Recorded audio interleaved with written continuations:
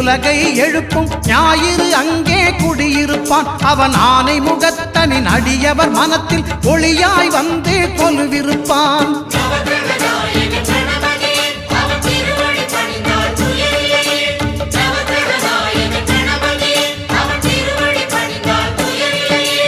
ஒன்பது கோளும் ஒன்றாய் காண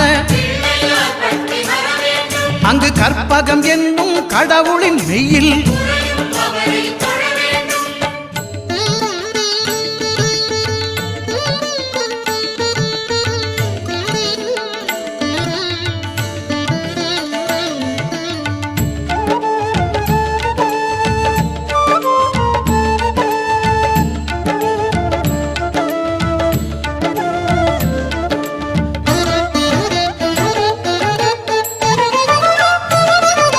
திங்கள் பகவான் திருமுகம் காண